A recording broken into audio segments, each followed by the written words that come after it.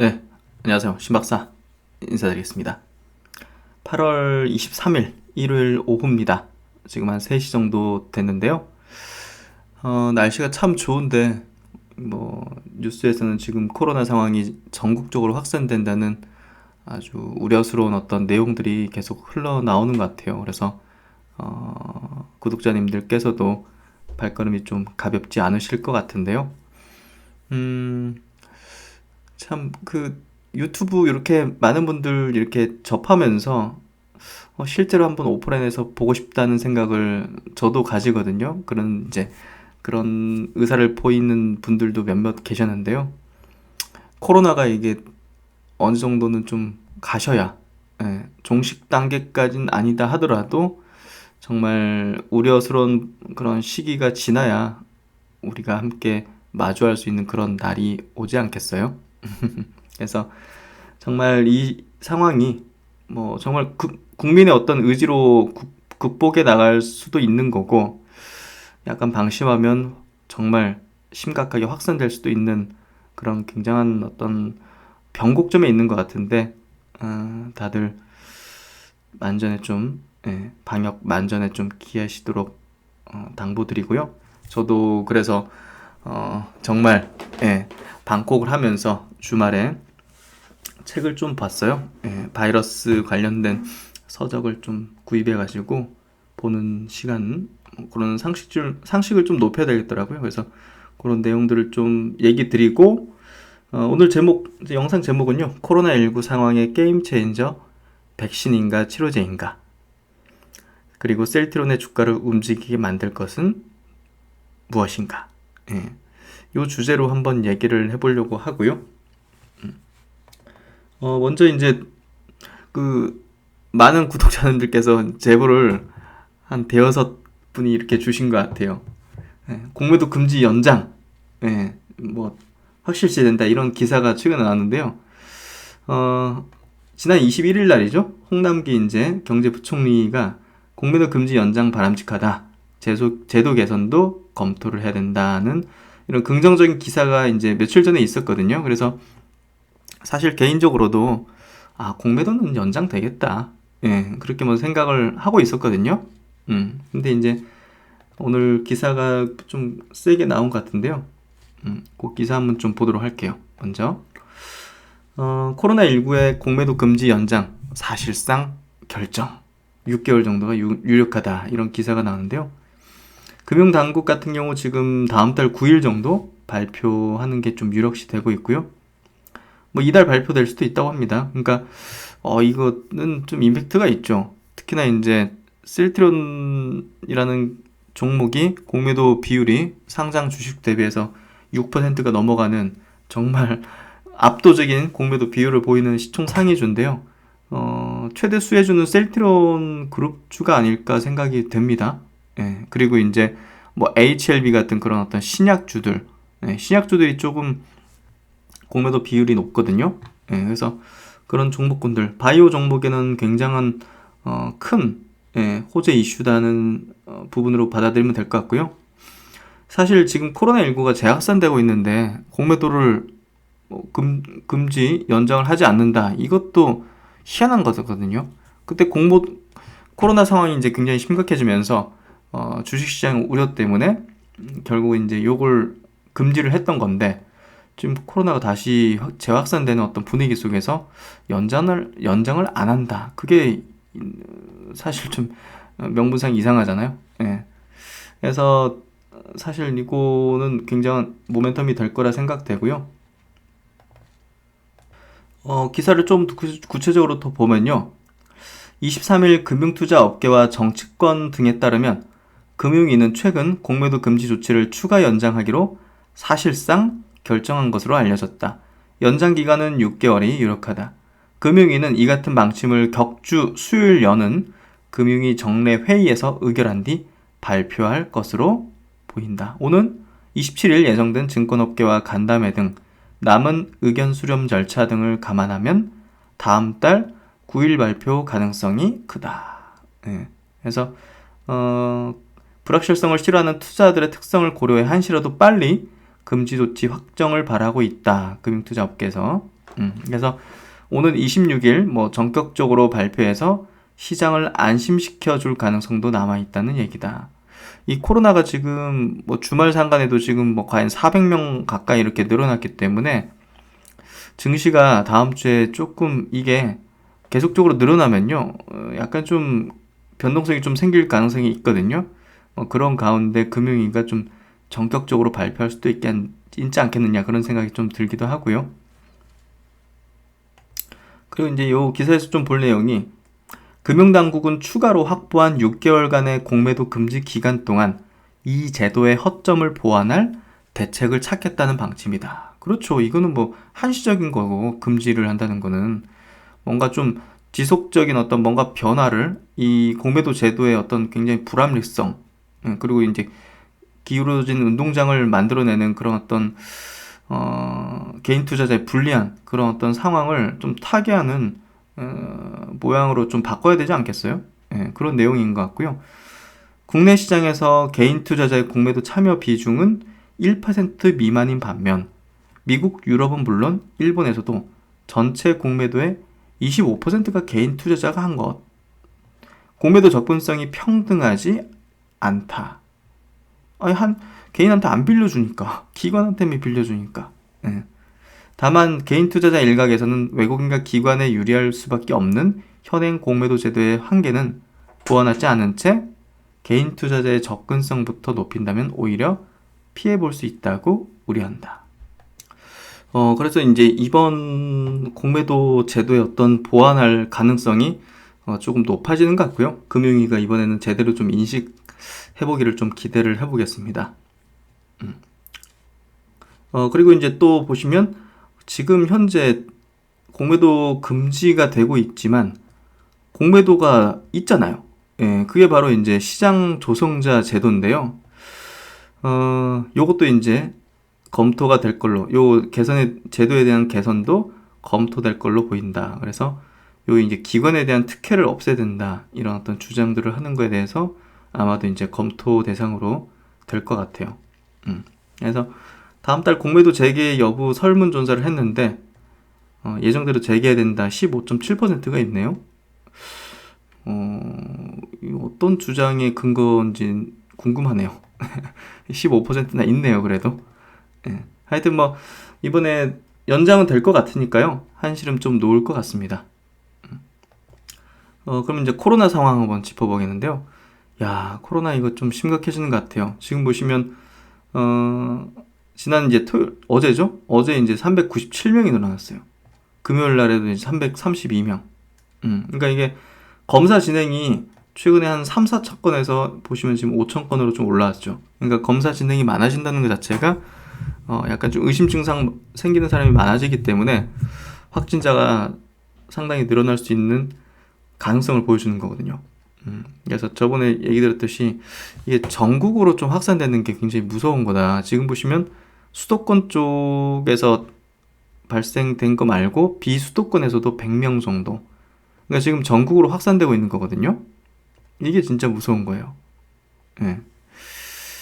그래서 지금 방역 당국에서도 코로나19 확진자가 지금 정점이 아니라 더 증가할 것이다는 얘기들을 하고 있기 때문에 이게 지금 사회적 거리두기 3단계 가능성이 이대로 계속 좀 이어지게 된다면 상당히 좀 높을 수밖에 없잖아요. 그래서 제가 이제 블로그에도 올려드린 게, 사회적 거리두기 단계별 조치를 보면 3단계가 되면 12인 이상 모임 그냥 금지고, 스포츠 행사도 이제 다 중지고, 다중시설 완전 운영 중단, 그렇죠? 원격 수업, 학교도 이제 어린이집, 유치원 이런 거 다 원격 수업 혹은 휴업. 그리고 이제 기업들 같은 경우도 공공기관은 필수 인원 외에는 다 재택근무. 그리고 이제 민간 쪽으로도 필수 인원 외에는 전원 재택근무 권고. 뭐 강제는 아니긴 하지만 권고이기 때문에 이걸 또 어기면 그 기업이 좀 지탄받을 수 있기 때문에 기업들도 상당히 움츠러들 수밖에 없잖아요. 그런 부분에서 이게 3단계가 되면 경제에 큰 타격을 줄 것이라는 또 시장에 큰 우려감을 낳을 수 있기 때문에 아마 충격 파동이 있을 수밖에 없잖아요. 그런 면에서 우리가 이제 주식을 대하는 관점에서는 이거에도 불구하고 하방 경직을 보일 수 있는 종목으로 집중해야 된다는 얘기를 드린 게 제가 코로나 관련주와 이제 언택이다. 그 얘기를 드렸고 변함없이 그쪽으로 집중을 해야 된다는 거는 꼭 강조를 드리고 싶어요. 분명히 이제 이 코로나 상황이 어떻게 될지는 모르는 거지만 이 상황이 큰 리스크로 만들어지는 거에 대한 대비는 하고 있어야 되잖아요. 그게 제가 볼 때는 코로나 관련주 중에서 대장주와 언택주, 그거다. 언택주도 이제 뭐 테마주 성격의 뭐 원격 뭐 진료라든지 원격 교육이라든지 뭐 그런 쪽 마스크 쪽 이런 쪽이 아니라 치료제 백신 쪽에 이제 대장주 그쪽으로 갖고 있으면 마음 편할 수 있다는 얘기를 드리고 싶고요. 또 언택 대장 뭐 다 아시는 것처럼 그런 쪽이 제가 볼 때는 맞다. 그렇게 좀 얘기를 드리고요. 이 상황은 사실 좀 심각해질 수 있다는 생각이 듭니다. 그리고 이제 빌 게이츠가 이 바이러스 관련한 어떤 기관들 그리고 많은 돈들을 그동안 계속 집행하고 지원을 해왔던 사람이거든요. 그래서 전 세계 거의 모든 바이러스의 어떤 개발이라든지 현황이라든지 그런 것들에 대한 정보가 이 빌 게이츠 쪽으로 거의 다 모인다고 보시면 돼요. 그러니까 파우치 소장도 그렇지만 그 사람이 이제 그 정부에 있는 사람이고 그렇기 때문에 온전히 뭐 얘기 못하는 것들도 분명히 있을 수밖에 없고 그렇지만 민간에 있는 최고의 이제 바이러스 쪽에 모든 정보의 허브 역할을 하고 있는 빌 게이츠 재단의 이제 창업자 빌 게이츠 같은 경우는 가장 잘 알고 있을 거라는 거죠. 이 바이러스 현 상황에 대해서. 그런 측면에서 볼 때 빌 게이츠가 이제 코로나로 수백만 명 더 사망할 것이다. 그리고 2021년 말쯤 종식될 것이다. 이 얘기를 하는 거는 굉장히 저는 무게가 있다고 생각이 되고요. 이 인터뷰를 한번 좀 더 볼게요. 수백만 명이 어떻게 사망하느냐 이 얘기를 했는데요. 게이츠 회장은 공개된 영국 경제 주간지 이코노미스트 인터뷰에서 내년 말까지 발생한 코로나 사망 피해 대부분은 질병 그 자체가 아니라 이미 어려움에 봉착한 의료 보건 시스템 경제 상황 등 간접적인 원인으로 발생할 것이라고 말했다. 그래서 최근에 이제 병원, 이 수도권 지역에 이제 병원이 지금 굉장히 차고 있잖아요. 지금 확진자가 지금 속도로 계속 이거 뭐 한 일주일, 2주 이렇게 붙어버리면 수도권의 병상은 그냥 마비되는 거거든요. 그러면 무슨 얘기냐? 다른 환자를 돌볼 수가 없어요. 다른 중환자가 막 실려오거나 문제가 생겨도 돌볼 수가 없다는 거예요. 그러면 이 질병 자체로 죽는 게 아니라 이 질병에 의한 간접적인 상황 때문에 원인 때문에 사망자가 발생할 수 있는 거고 이러한 의료 체계 붕괴 자체가 결국은 이 수백만 명의 사망자를 낳게 될 것이라는 얘기를 하는 거예요. 결국은. 그래서 게이츠 회장은 코로나 바이러스를 정치 논쟁화에 피해를 키운 미국 바이러스와 관련된 확인되지 않은 정보들의 확산 등을 예로 들며 이 같은 요인이 코로나 차단에 부정적인 영향을 끼쳤다고 했다. 그러나 21년 말쯤엔 코로나의 효과적인 백신이 대량 생산되면서 전 세계 인구 상당수가 예방접종을 통해 전염병을 예방할 수 있을 것으로 내다봤다. 게이츠 회장은 코로나 바이러스로 창궐로 인한 피해가 빈국에 더 큰 영향을 미칠 것이라면서 부유한 국가들이 코로나 백신을 사줘야 한다고 주장했다. 이런 백신 기부는 이타적인 목적으로만 이루어질 것이 아니라는 게 게이츠 회장 설명이다. 그러니까 이제 이런 거죠. 그 선진국에서 백신으로 지금 미리 막 성구매 예약하고 있잖아요. 막 수조 원씩 이제 주면서. 그래서 이제 선진국, 미국이나 유럽, 영국에서 백신을 그렇게 맞았어요. 국민들한테. 근데 가난한 나라들은 그 백신 구입할 수가 없어가지고 치료제 백신을 구입할 수 없어서 코로나 사태가 계속 발생한다고 친다면 다시 대륙은 돌고 돌잖아요. 지금. 그렇죠. 아니 다 문 닫고 있는 게 아니기 때문에 이건 어쩔 수 없이 다시 확산될 수 있는 거죠. 그렇기 때문에 선진국 뭐 백신 우선주의, 뭐 치료제 우선주의 해가지고 자국민에게만 그렇게 막 우선적으로 막 배포하고 그렇게 한다고 코로나 상황이 종식될 수가 없어요. 그런 얘기를 하는 거예요. 그러니까 제가 볼 때는 파우치 소장이 얘기하는 것보다, 트럼프 대통령이 얘기하는 것보다, 다른 나라의 대통령들이 얘기하는 것보다는 빌 게이츠 회장이 얘기하는 게 더 현실성이 있고 맞는 얘기라고 생각돼요. 객관적이고. 예, 어떤 정치적인 이런 거라든지 뭐 그런 것들을 떠나서 뭐 국가주의적인 어떤 관점에 뭐 이런 걸 떠나서 얘기하는 사람이기 때문에 저는 예, 이 사람에 대한 어떤 말에 힘이 있다 생각이 되고요. 현재 주요 제약사들은 코로나 백신 개발을 위해 경쟁하고 있다. 이코노미스트는 전 세계적으로 150개 이상의 코로나 백신이 개발 중에 있으며 최종 임상 시험 단계에 오른 것은 6개라고 전했다. 미국, 중국, 영국 거죠. 예. 빌 앤드 멀린다 게이츠 제자는 코로나 백신 개발을 위해 세계 백신 면역 연합에 수억 달러를 기부했다. 그러면서 그동안 엄청난 자금을 지원을 하면서 이 바이러스 팬데믹이 벌어질 수도 있다는 것을 사실 오래전부터 예고를 했었죠. 막 그런 것 때문에 음모론 얘기하는 사람들도 있는데 그건 좀 너무 간 것 같고요. 예. 그래서 이 인터뷰를요, 기사마다 조금씩 틀려요. 그래가지고 제가 기사를 거의 대부분 다 찾아봤는데 이 두 개의 기사를 좀 같이 보는 게 좋을 것 같아요.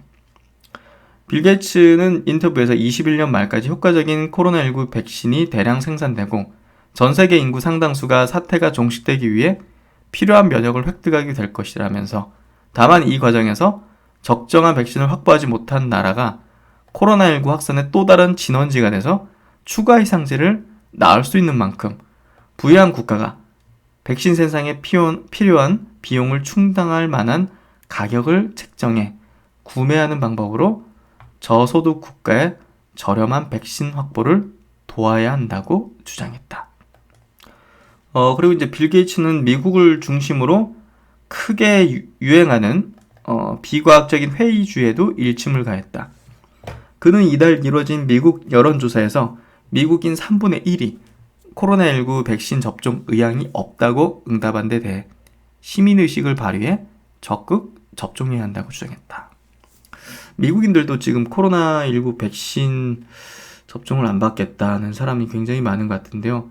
이게 뭐 여러 가지 이제 이유가 있겠지만 뭐 비과학적인 회의주의다 이런 얘기하는데 안정성 부분도 상당히 좀 있을 거라고 생각되네요. 그래서 이제 이 바이러스 그리고 백신 그리고 치료제 이런 것들을 좀 공부를 해보니까요. 결론적으로 백신이라는 게 이게 만들어진다 하더라도 사실 그 효능에 대해서는 확신을 단기간에 내릴 수도 없을 뿐더러 이게 단기간에 종식시킬 수는 없구나 하는 것들을 알게 됐어요. 예, 정확하게.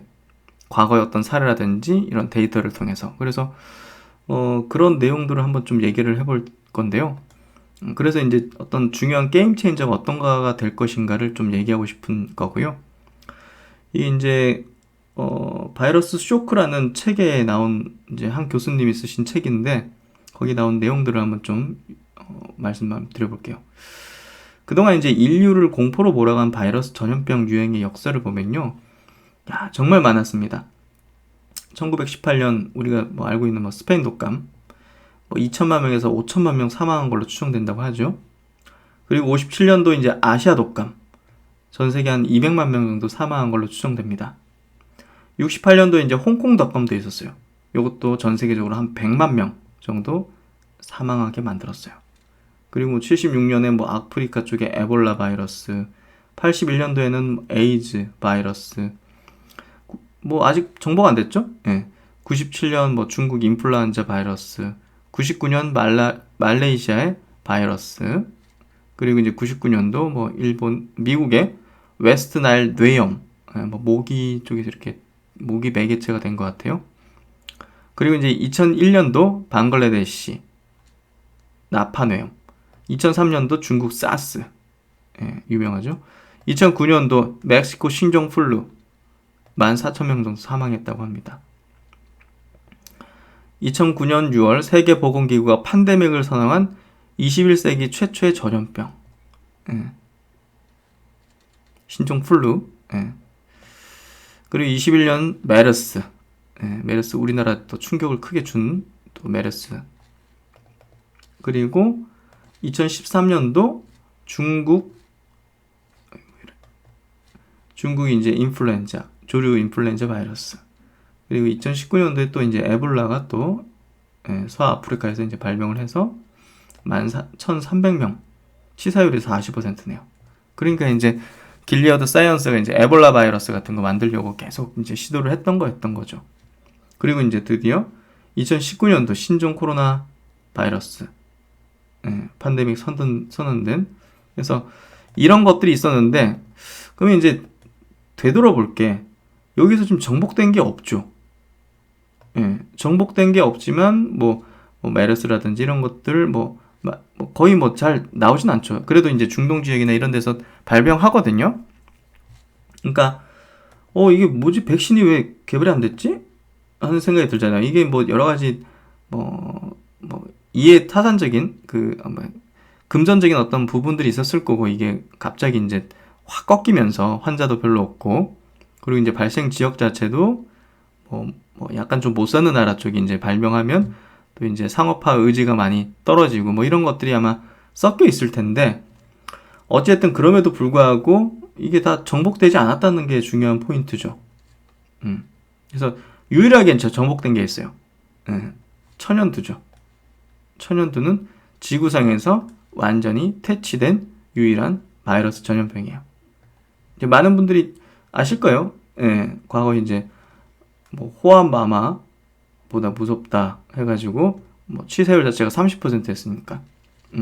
그래서 이게 이제 최초로 어떻게 보면 인간 쪽에 가축 바이러스도 이제 퇴치된 게 하나 있긴 한데, 그거 빼고는 이제 천연두가 최초로 이제 퇴치된 그런 바이러스 전염병이거든요. 그러니까 그 외에는 보시면 정복되지가 못했단 말이죠. 이게 핵심이에요. 과연 그러면 지금 이 신종 코로나 바이러스 자체도 완전히 사라질 수 있을까? 라는 부분에 있어서는 좀 회의를 적일 수밖에 없어요. 왜냐하면 과거에도 이랬는데 이게 갑자기 기술이 확 바뀌었을 수도 없는 거고, 이게 더군다나 이제 내용을 한번 보면요, 바이러스 자체가 이제 세균하고 이제 다른 부분이 복제 방식인데요, 숙주 세포 내에서만 이제 복제되는 거예요. 숙주가 있어야만. 외부 환경에서 보시면 세균은 증식 가능하단 말이에요. 근데 외부 환경에서 증식 불가능해요. 숙주가 없으면 안 돼요. 숙주 내 절대 기생하는 그거란 말이에요. 그건 무슨 얘기냐? 숙주가 항체가 생겨야지만, 집단 항체가 생겨가지고 그렇게 돼야지만 종식된다는 거예요. 그렇게 해야지만. 그러니까 무리하게 스웨덴이 집단 면역 형성할 거다 하다가 지금 중단된 상태잖아요, 거의. 그러니까 그런 식으로 백신을 맞아서든 아니면 집단 면역이 되든 뭐든 돼야지 된다는 거예요. 숙주가 항체가 전면적으로 발생돼야지만. 그래서 이제 이게 이 백신 자체를 한두 번 맞아가지고, 전 세계 인구 자체가 한두 번 맞아가지고 전 세계 인구의 항체가 1년, 2년 가는 것도 아닐 거고, 이 만들어진다 하더라도 백신. 그렇기 때문에 계속 맞아야 되는 어떤 상태가 될 거고, 어디서 집단적인 어떤 항체가 형성돼가지고 어느 지역에서는 어떤 종식 비슷하게 될 수도 있겠지만, 다른 지역에서 또 유행하기 시작하면 이게 계속 돌면서 거의 그 유행병처럼 될 수밖에 없는 그런 바이러스가 될 거라는 거죠. 더군다나 이거는 굉장한 어떤 전파력을 지니는 전무후무한 어떤 이제 바이러스이기 때문에 더욱 그 유행 가능성은 높다고 봐야 되는 거죠. 유행 가능성이 없다고 생각하는 게 희한한 거고, 당연히 유행 가능성이 높을 수밖에 없다고 생각하는 게 제가 볼 때는 아주 합리적이고 객관적인 판단일 것 같아요. 그런 부분에서 향후에 이 백신이든 치료제든 지속적인 수요가 필요할 수 있겠다. 그런 생각이 좀 드는 거고요. 그리고 이제 21세기 최초의 팬데믹을 이제 만들어냈던 신종 플루 사례를 한번 좀 보도록 할게요. 2009년도 이제 11월 스위스 제네바에서 소집된 세계보건기구 전문가 비상회의에서 사무총장 마거릿 차는 세계 신종플루 사태를 전염병 최고 경보 단계 팬데믹으로 격상시켰다. 세계보건기구는 멕시코로부터 처음 신종플루 발생 보고를 받자마자 경보 단계 3을 선언했다. 신종플루 감염 확진자가 급속히 증가하자 그해 4월 27일 전염병 경보 단계 4로 격상시킨 후 4월 29일 대유행이 임박했음을 뜻하는 단계 5로 다시 격상시켰다가 6월 11일 팬데믹 단계를 선언했다. 세계보건기구가 2009년 4월 23일 멕시코와 미국 정부로부터 신종플루 발생 현황을 처음 보고받은 지 50일 만에 내린 이례적으로 신속한 결정이었다.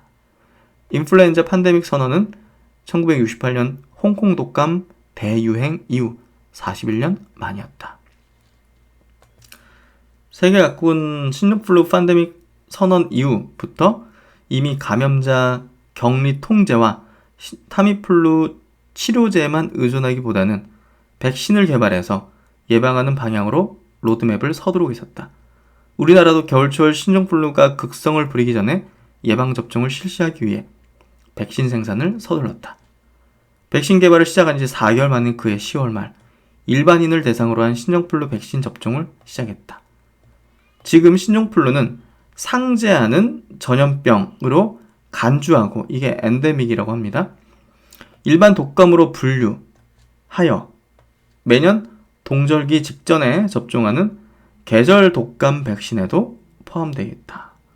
그러니까 이럴 가능성이 높겠죠. 지금 신종플루도 코비드19가 이렇게 될 거라는 거예요. 결국은. 그러니까 치료제와 백신이 아마 향후에 공존하게 될 거고 어떻게 보면 백신보다 치료제가 더 중요해질 수 있다는 거죠. 볼 때는. 지금 보면 신종플루에 대해 가지고 백신 맞아가지고 뭐 안심하고 이러진 않잖아요, 사실. 예, 이거 오래가지도 않고 효과 없는 사람도 있고. 그렇기 때문에 치료제가 있다는 거, 타미플루가 있다는 게 굉장한 어떤 안심을 주잖아요. 예, 뭐 저희 집에서도 먹은 적도 있고. 그만큼 제가 볼 때는 이 상황이 이렇게 접종하는 계절성 이런 어떤 유행병처럼 될 가능성이 높기 때문에 제가 볼 때는 백신과 함께 치료제가 상당한 공존을 하면서 치료제 중독성이 떨어지진 않을 것 같아요. 예. 그래서 이 최초의 팬데믹 상황에서 나타났던 이제 신종플루에 대한 어떤 대응과 치료제 백신의 어떤 현황들을 보십시오. 어땠는지. 타미플루가 그동안 매출을 얼마나 내는지 제가 엊그제 보여드렸죠. 그래서 저는 이제 백신이라는 게 공부를 한번 공부해 볼수록 야 이게 저게 지금 상상하는 것들이 다 성공할 수는 없을 거고 당연히 그리고 나온다 하더라도 지금 제대로 된 그 성능 보고가 없잖아요. 뭐 일상 정도에서 나온 어떤 몇십 명 대상의 어떤 결과 정도가 이제 모더나 에서 나오기도 했지만 사실 굉장히 불안정하거든요.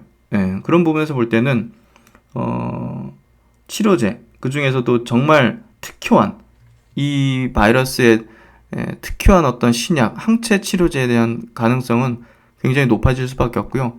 저만이 이렇게 주장하는 게 아니라 빌 게이츠도 주장을 그렇게 하고 있고 파우치 소장도 그렇게 주장을 하고 있어요. 예, 그렇기 때문에 지금 언론에서는 굉장히 백신에 대한 어떤 관심과 언론포화를 많이 하지만요. 사실 뉴스라는 건요. 기자가 이제 쓰는 거예요. 예, 기자의 주관이 들어간다는 거예요. 그렇죠? 그렇기 때문에 어떤 상황에 대해서 정확한 판단과 냉정한 판단과 분석을 하기 위해서는 사실 뉴스 기사를 통해서 확인하거나 판단하는 게 아니라 그 뉴스 기사가 보도하는 어떤 논문이든 인터뷰 기사든 어떤 내용이든 그런 것들을 팩트 체크를 한다든지 더 세세한 어떤 그 내용의 전문을 확인한다든지 이런 식으로 저는 자료를 검토를 해야 된다고 생각해요. 그런 부분에서 볼 때 언론만의 어떤 내용으로 판단한 우를 범해서는 안 된다. 저는 그렇게 생각을 하고요. 또 보면 이제 코로나 주기적 발병, 엔데믹 될 수도. 엔데믹은 아까 이제 계절성 그렇게 독감처럼 되는 거 말하는 거죠. 그래서 WHO 홍역처럼 완전 퇴치에 이제 회의적이다. 이런 기사인데요. 세계보건기구 WHO는 신종 코로나 바이러스 감염증이 완전히 퇴치되지 않고 특정 지역에서 주기적으로 발병하는 엔데믹이 될 수 있다고 13일 경고했다. 엔데믹이 지역적인 어떤 주기적 발병 얘기하는 것 같네요. 그래서 이제 엔데믹이 한 풍토병 같은 어떤 개념이라고 보면 될 것 같은데요. 그래서 이제 마이클 라이언 WHO 긴급 준비 대응 상무차장은 이날 브리핑에서 코로나19는 에이즈를 유발하는 인간 면역 결핍 바이러스처럼 지역사회에서 절대 없어지지 않을지도 모른다. 현실을 직시해야 한다고 말했다. 어느 누구도 코로나19가 언제 퇴치될 것인지 예상해서는 안 된다. 코로나19 퇴치에는 어떤 약속도 기한도 없다. 그래서 코로나19 백신에 대해서 회의적이라 밝혔다. 이 사람 생각이에요. 그는 이미 백신이 개발된 홍역도 인류가 완전히 퇴치하지 못했다는 사실을 사례로 들었다. 그러니까 이제 저도 과거에 여러 이제 바이러스 창궐했던 것들을 보니까 천연두 빼고는 퇴치한 게 없어. 아니 근데 이게 퇴치할 수 있다고 생각한다는 건 너무 낙관적인 거 아닌가요? 그리고 더군다나 다른 바이러스 대비해서 이거는 전파가 압도적이란 말이에요. 그러면 이게 어떻게 퇴치가 될 수 있을까 하는 생각을 하는 게 합리적인 생각 아닌가 싶거든요. 그렇다면 제가 볼 때는 치료제가 더 중요할 거다. 치료제가 더 중요할 거다. 사실은. 그게 제가 볼 때는 저는 합리적이게 생각합니다. 그러면서 이제 효과적인 코로나19 백신이 개발된다면 기적, 문시아시 될 것이라고 말했다.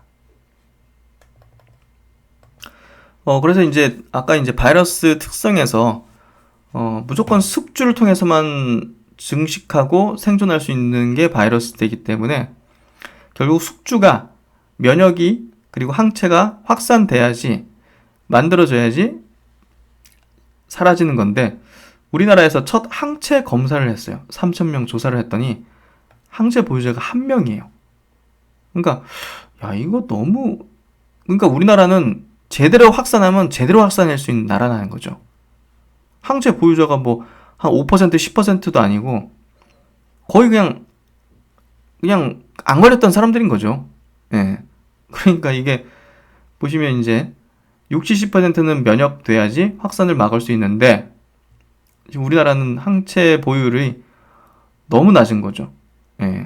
감염률이 이제 낮기 때문에. 그래서 이게 어떻게 보면 도리어 2차 유행이 되면 되게 심각해질 수 있다는 얘기이기도 하거든요. 오히려 이제 뭐 유럽 뭐 그런 국가들은 막 이미 막 1차에서 엄청나게 막 확산이 많이 됐었기 때문에 2차 유행은 작을 가능성이 높거든요. 항체가 이제 많이 생겼으니까. 그러니까 2차 유행은 뭐 이 정도 됐다가 이렇게 될 수 있는데 우리나라는 이렇게 1차 됐다가 해서 이렇게 되고 있다가 항체가 없어. 보유자가 거의. 2차 확산 잘못되면 전국적으로 확산되면 이렇게 될 수도 있는 거거든요. 이렇게 될 수 있는 거죠. 방역이 잘 안 된다면. 그러니까 이 항체 보유율이 굉장히 낮다는 게 어려운 거죠. 어려운 얘기라는 거죠. 지금 잘못하면. 그래서 코로나 집단 면역 안 돼서 내년 말에도 종식이 어렵다는 얘기를 해볼 수도 있는 거죠. 그래서 해외 주요 코로나19 면역검사 현황을 보면요. 미국 뉴욕 같은 경우는 13%, 영국 런던은 17%. 이렇게 높아요. 우리나라는 0.03%. 그러니까 이게 지금 2차 유행되면 이런 나라들보다 더 위험해질 수 있다는 걸 얘기하는 거거든요.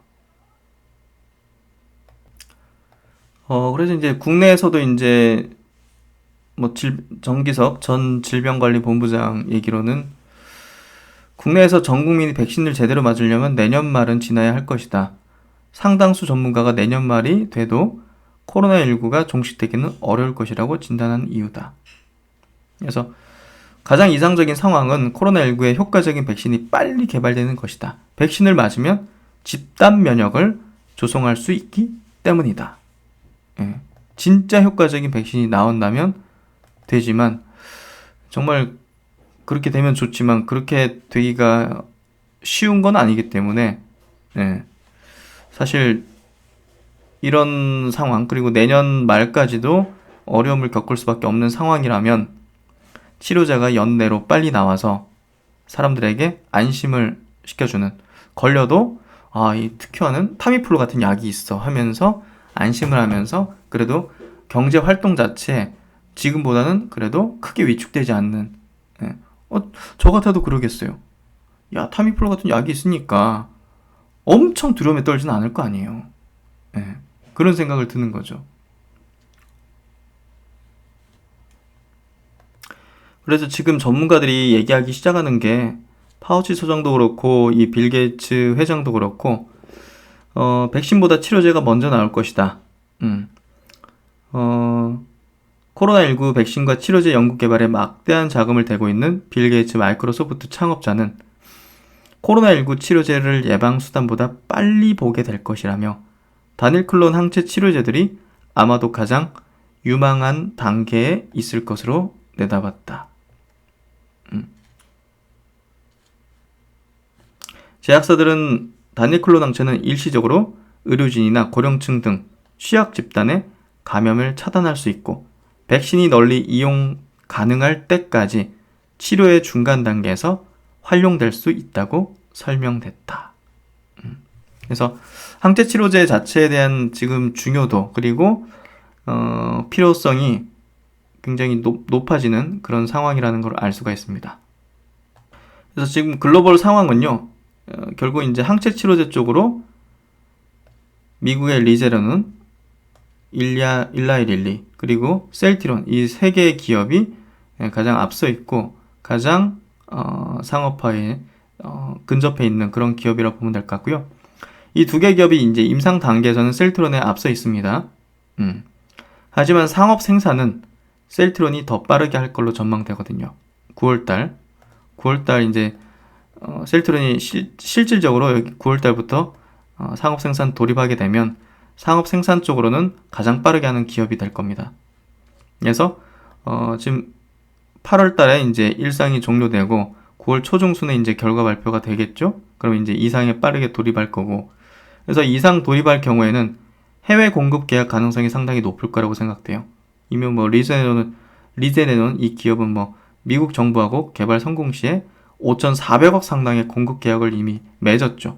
그러니까 이런 것들이 향후에 우리 정부가 이제 선제적인 어떤 그 계약 그걸 그 우위권을 갖고 있을 거고, 그 다음에 이제 물량들을 어디서 가져갈 건지에 대한 계약 얘기들이 나올 가능성이 상당히 있을 것 같고요. 실제 허가 단계의 시점은 이 3사가 비슷할 걸로 생각됩니다. 그래서 이상을 셀트론이 들어가는 시점과 환자 모집을 정부에서 얼마나 원활하게 좀 지원을 해줄 것인가, 그게 제가 볼 때는 관건이 돼가지고 허가 단계 시점에서의 가장 빠르게 양산을 해서 보고받는 단계까지 셀트론이 가장 빠르게 할 수도 있는 거죠. 그런 부분에서 정부 역할이 지금 제가 굉장히 중요할 것 같고요. 얼마 전에 이제 총리와의 이제 대화, 거기서 이제 서정주 회장이 얘기했던 것들을 한번 상기해 보신다면 그 부분이 지금 핵심이고, 셀트론 입장에서도 가장 이제 나머지 두 개 업체, 경쟁 업체 대비해서 더 빠르게 그리고 더 확실하게 이제 이 코로나 치료제를 생산하고 승인받을 수 있는지 관건이 걸린 거라는 거죠. 정부 역할이 굉장히 중요할 것 같습니다. 그래서 미국 정부는 보시면 리제네론, 일라이 릴리, 아스트라제네카, 암쟁, GSK에 대해 효과 있는 항체 치료제 개발 시 제조 시설을 공동으로 이용할 수 있도록 허가했다. 이거 보십시오. 완전히 미국, 영국은 그냥 자국 우선주의예요. 자기들 안에서 그냥 완전히 이게 완전히 패권이니까 이걸 만든다는 것 자체가, 개발한다는 것 자체가 패권이잖아요. 그렇잖아요. 예, 전쟁으로 치면 핵무기 들고 있는 국가와 없는 국가를 나누는 그게 되는 거기 때문에 절대 여기 안 나눈단 말이에요. 그러니까 셀트린이 굉장히 외로운 싸움을 하고 있는데 정부가 정말 도와줘야 돼요. 예, 정말 도와줘야 돼요. 패권이 걸린 게임에서 정부가 지금 느긋하게 있을 때가 아닙니다. 다른 나라에서 임상하는 거 빨리빨리 같이 도와줘가지고 해줘야 된단 말이에요. 그게 답답해서 이제 엊그제 그 총리와 대화에서 그 느낌이 났던 것 같아요. 서정진 회장의 그런 어떤 느낌. 답답함. 그래서 이 두 개 업체가 이제 앞서 있는 것들, 그리고 아스트라제네카도 항체 이제 혼합제에 대해서 수주 안에 사람을 상대로 임상시험에 돌입할 계획이다. 이렇게 막 치고 올라온단 말이에요. 그래서 셀트리온이 잘 해나가기 위해서는 정부가 도와주는 게 핵심이다. 그래서 이 임상 앞서가고 있는 두 개 기업 시가총액 일라일릴리는 170조예요. 주가가 최근에 이제 이렇죠? 시가총액이 크니까 이런 흐름이고요. 셀트리온도 어떻게 보면 임상 모멘텀에 따라서 움직이게 될 거라 보여지고요. 지금 뭐 셀트리온 주가가 이상한 게 아니에요. 뭐 일라일릴리도 뭐 지금 시가총액이 커서 그렇기도 하지만 주가가 이런 상황이고요. 결국 이제 모멘텀에 의해서 움직인다는 거예요. 모멘텀. 임상 결과 좋다 하면 팡 튀는 거고. 그게 신약주들의 주가 어떤 모형이거든요. 그리고 이제 리제레드론. 시가총액이 75조입니다. 그러니까 셀트리온하고 뭐 셀트리온 많지만 흡사한 어떤 시총 규모라고 대략적으로 볼 수 있을 것 같고, 주가 궤적도 비슷하죠. 그러니까 저 임상 결과 좋게 나오면 펑 튀는 어떤 흐름이 나오게 될 거예요. 아마도. 그러니까 셀트리온 주가 한번 볼게요. 셀트리온 주가도 그러니까 글로벌 기업들하고 비교해 보면 이상할 거 없고 오히려 더 좋은 상황이에요. 주가가. 그러니까 왜 안 오르냐 이런 얘기를 할 게 아니라는 거죠. 우리가 다른 기업들을 놓고 비교를 해보면 이상할 게 없는 거예요. 비슷하게 궤적을 그리고 있고. 그리고 이제 주가가 움직인 이 구간들을 한번 보세요. 요때 이제 팡 튀었죠. 셀트리온이. 그리고 요때 6월 1일 날 팡 튀어서 추세가 완전히 상방으로 돌려졌죠. 이게 무슨 얘기냐? 이때 무슨 일이 있었고 이때 무슨 일이 있었냐? 그걸 볼게요. 첫 번째, 여기 무슨 일이 있었냐? 셀트리온이 코로나19 치료제 7월 인체 투약을 한다 하면서 서정진 회장이 온라인 기자 간담회를 한 날이에요. 코로나19 치료항체 개발 프로세스를 발표한 날이에요. 그러니까 어떻게 됐습니까? 완전히 추세가 돌려졌죠. 지금 셀트리온 주가는 뭐에 반응합니까? 바이오시밀러 많이 팔았다. 실적 좋다. 다케다 제약부문 인수했다. 램시마이스시 승인받았다. 이거에 반응하는 기업이 아닙니다. 주가가. 코로나에 반응하는 기업입니다. 현재는. 이때는 그럼 무슨 일이 있었냐?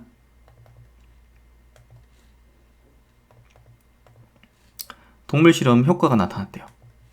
페럿에서 바이러스 최대 100배 감소했다. 그렇죠? 그러니까 이제 무슨 얘기냐?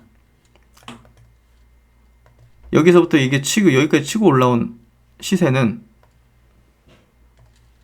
동물 실험에 대한 어떤 성공, 요게 이제 반영된 거라 보면 되는 거죠.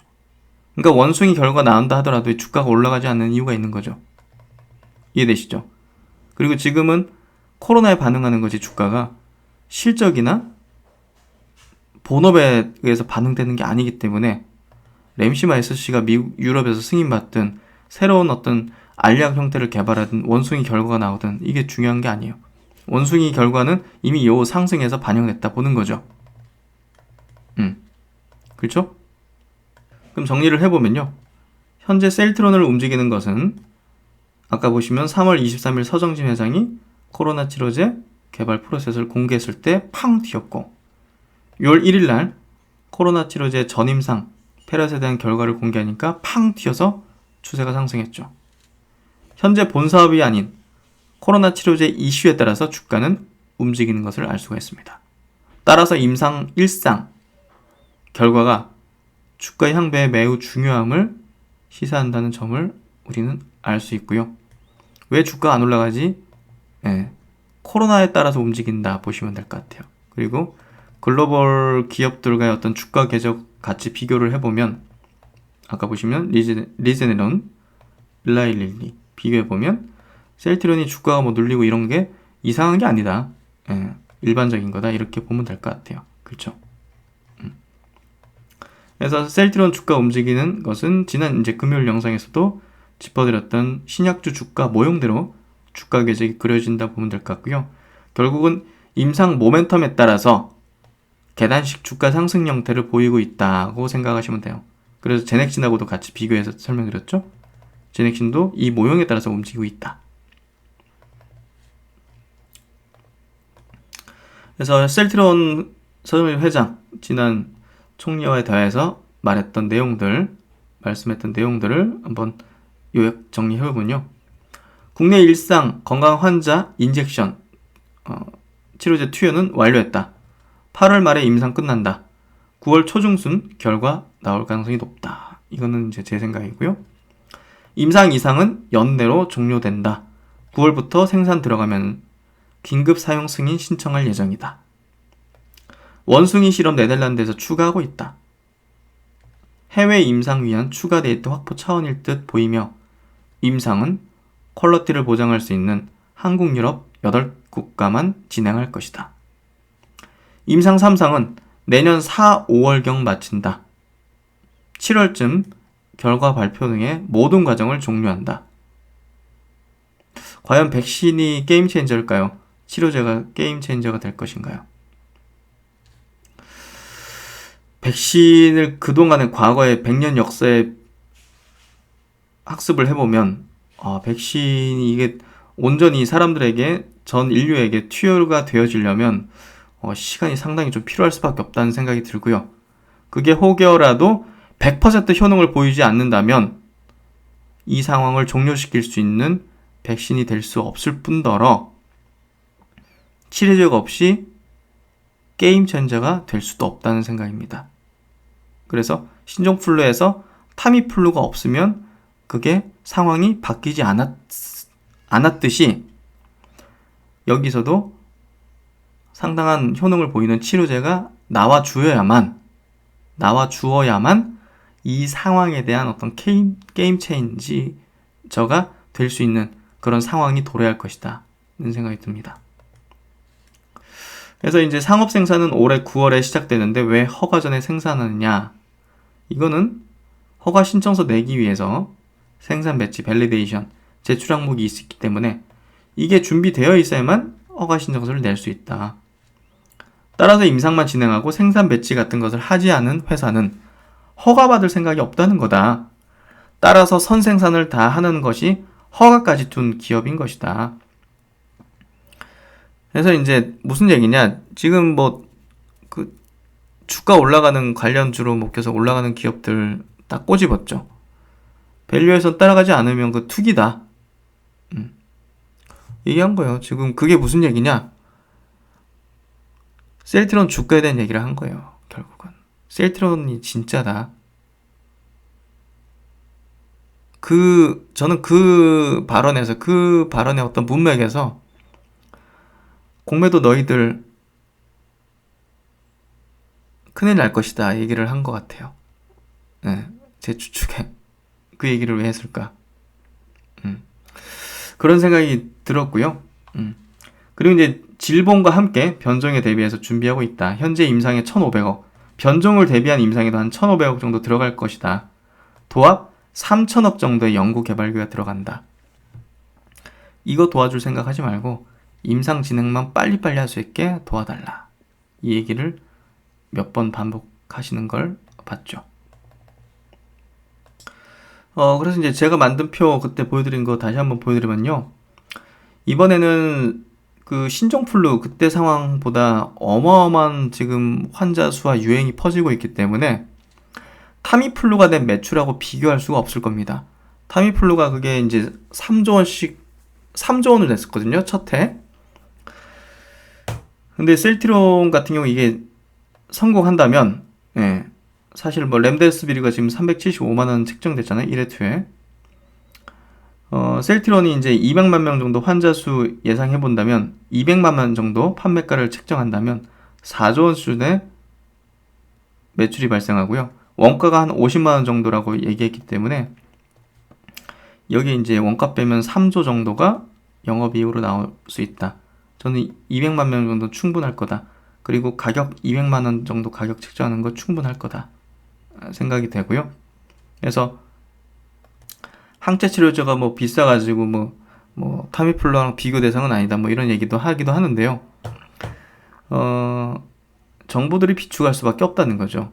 네, 그런 부분에서 보고 환자 수 자체가 그 타미플루의 신종플루 때랑은 비교할 수 정도의 어떤 전파력과 환자 수를 가지고 있는 측면에서 본다면 셀트론의 어떤 이 항체 치료제가 성공한다면 200만 명 가격 측정 200만 원은 무난하다 생각합니다. 그래서 사실 지금 뭐 바이오시밀러로 내는 실적 자체를 월등하게 넘어서는 가능성이 있기 때문에 뭐 공매도 세력도 가장 두려워하는 포인트가 아마 이게 될 수밖에 없고요. 그리고 셀트론의 지금의 주가 동인이 코로나 모멘텀에 따라서 추세가 막 바뀌고 한다는 것 자체는 추세가 바뀌고 한다는 것 자체는 이 코로나 항체 치료제가 어마어마한 임팩트를 지니고 있다는 것을 주가는 직감적으로 그냥 반응한다는 거죠. 즉각적으로. 예. 그래서 개발 프로세스 발표, 동물 임상 성공 발표. 그러니까 뭐 다음에 뭐 나오는 거 별로 상관없는 거죠. 그러면 이제 인간에 투여된 임상 일상 결과가 좋게 나온다. 그럼 그때 주가는 어떻게 될까요? 그건 한번 기다려 보도록 하죠. 그래서 오늘 제목 코로나19 상황 게임 체인저, 백신인가 치료제인가? 이 질문에 대한 답이 됐을 것 같고요. 셀트론의 주가를 움직이게 만들 것은 무엇인가? 이 물음에 대한 답도 됐을 거라고 생각합니다. 제가 유튜브에 올려드린 영상 보셨는지 모르겠는데요. 제 유튜브 보시면 여기 커뮤니티 부분 있죠. 예, 이 커뮤니티 부분 클릭하시면 여기 셀트론 주주라면 꼭 시청해야 하는 서정진 회장의 초청 강연의 VOD입니다. 해서 30분짜리 영상이 있거든요. 요거 꼭 보시기를 추천드리도록 하겠습니다. 그러면 네, 1월 마무리 잘 하시고요. 다들 생활 방역 철저하게 잘 지키셔서 이 상황을 함께 이겨내도록 하겠습니다. 네, 신박사 이만 물러가고요. 즐거운 저녁 시간 되시고 저는 또 월요일날 좋은 내용으로 뵙도록 하겠습니다. 구독, 좋아요 꼭 부탁드리겠습니다. 감사합니다.